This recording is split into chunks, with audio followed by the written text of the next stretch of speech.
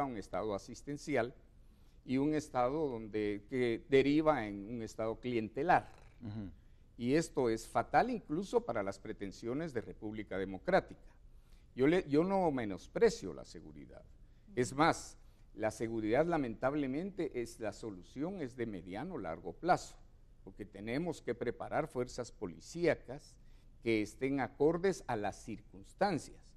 Un policía que gane 3.000, 3.500 quetzales, pues es un salario de mercado, pero lo hace muy vulnerable a recibir gratificaciones que tripliquen, cuadripliquen ese monto, y entonces se tuerce.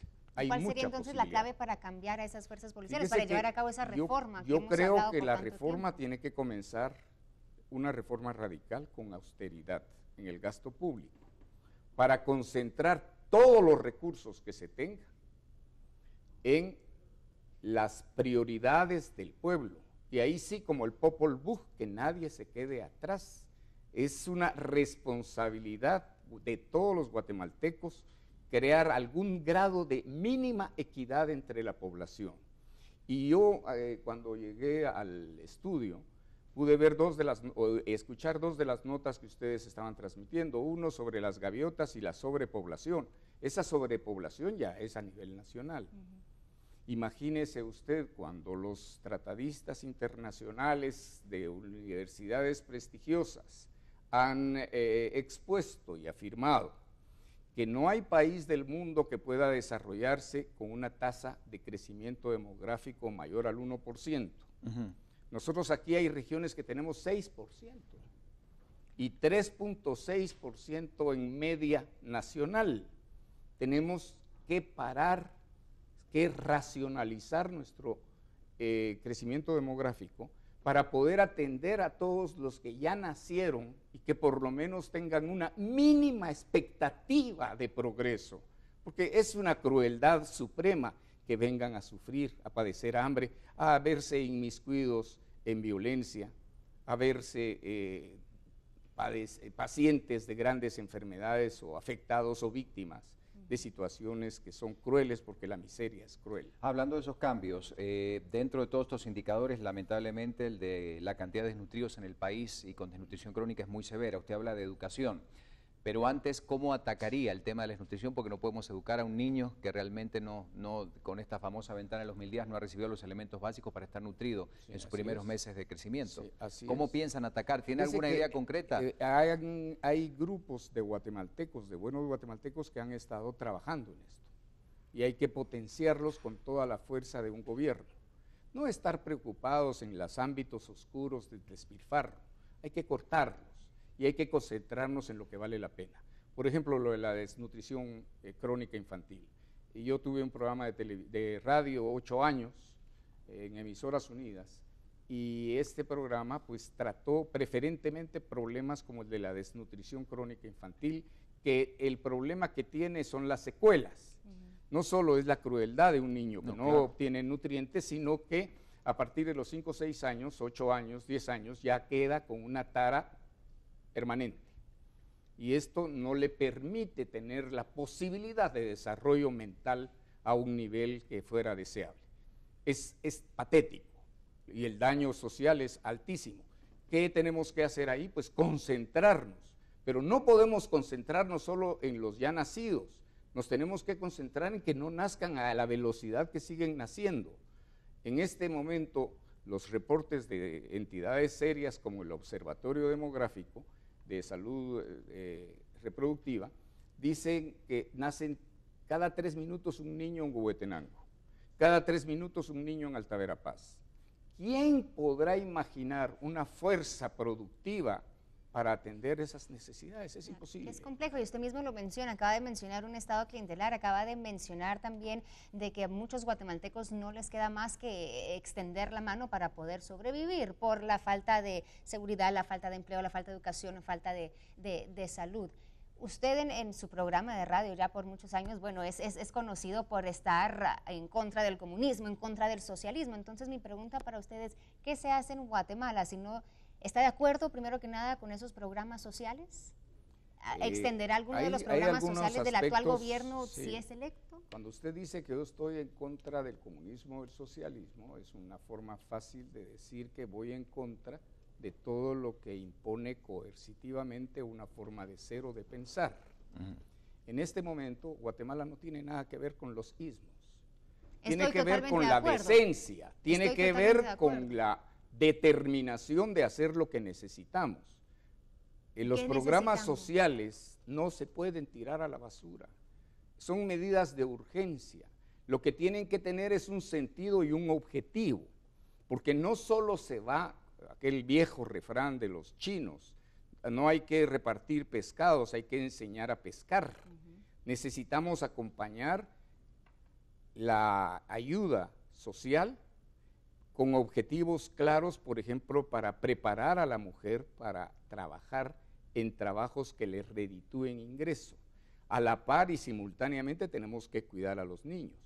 Parte del proyecto de programa de gobierno del Partido Patriota para el 2016 en adelante es la creación de una red de guarderías. Las tuvo Guatemala en alguna época y lamentablemente se cerraron. De hecho, el comedores Código de Trabajo infantiles. dice que las empresas tienen que tener una guardería. Así es, y fíjese usted que eso también es interesante, porque las leyes son tan insensatas que todos terminamos infringiéndolas. Por ejemplo, usted hizo alusión, y tiene toda la razón, a una norma constitucional que ordena que toda empresa tiene que tener guarderías, tiene que proveer de cultura, tiene que proveer de educación. Realmente no es una tarea de la empresa. La empresa cumple su deber social al crear trabajo y pagar a tiempo y tener éxito. Esa es la labor social de la empresa. Ahora, nosotros tendríamos que entender que Guatemala debe tener un gobierno responsable de gente que sepa, no de voraces por el poder, porque ya estamos pues hartos de ver toda una gama de grandes ladrones en la presidencia, por ejemplo. Y eso hay que ver también en el génesis de las candidaturas. A mí el Partido Patriota me encontró en una cátedra universitaria, me sacaron de la universidad para proponer. Soy profesor. Siendo profesor entiendo el valor de la... ¿Lo pensó muchas veces o, Fíjese que no. mucho tiempo? Porque le voy a contar algo, porque yo porque veo... todos preguntaban, ¿quién va a aceptar en las condiciones en las que se dio la salida de Sinibaldi, el caso de la expresidenta? Todo estaba demasiado candente en ese momento y decíamos, ¿quién será el que acepte realmente esa cruzada? ¿Usted lo pensó mucho o no? No, y no porque creo que el valor del hombre, del ser humano, se basa en los desafíos que acepte precisamente de resultado incierto, porque se es pusilánime si se acepta o se buscan todas las seguridades para los resultados que se puedan tener. Creo que el carácter se prueba aceptando desafíos imposibles.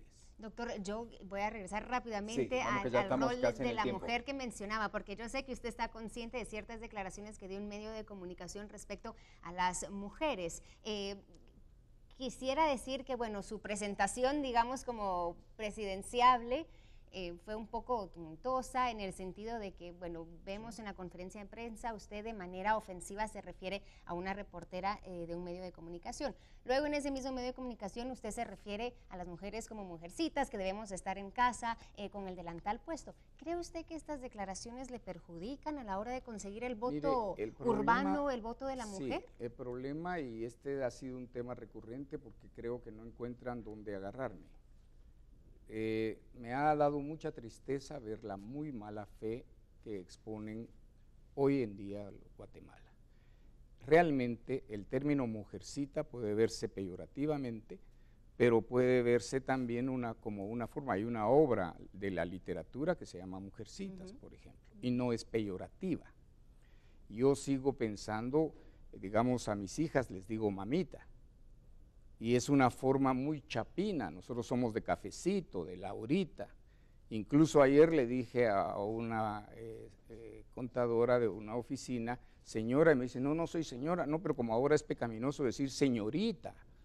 Entonces, yo creo que hay mucha mala fe en esa interpretación sesgada, pero la he tenido que aceptar con, le digo, estoicismo, porque entiendo que qué otra cosa podemos esperar de una Guatemala que está confundida, que estamos de alguna manera en una divagación de criterios arbitrarios y poco consistentes. Claro, Lo único que yo le digo... No me refiero a la palabra mujercita solo, sino que al rol que usted explicó que debería de tener la mujer.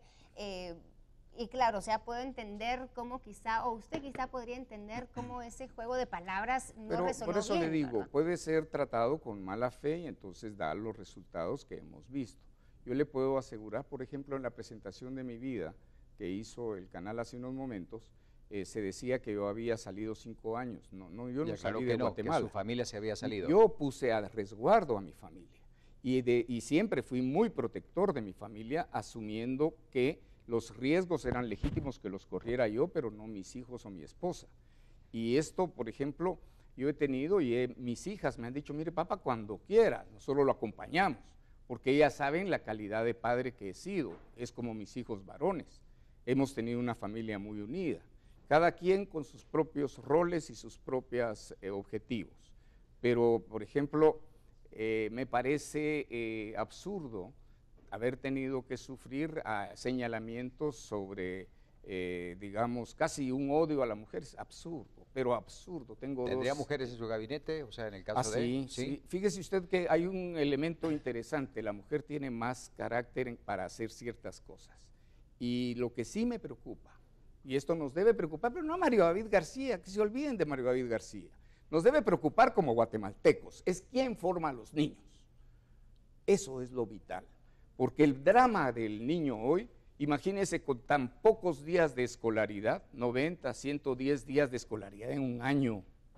Eso es un absurdo. ¿Cómo vamos a pretender desarrollarnos con 1/3 del año de estudios y deberíamos estar estudiando 300 días en el año, mínimo?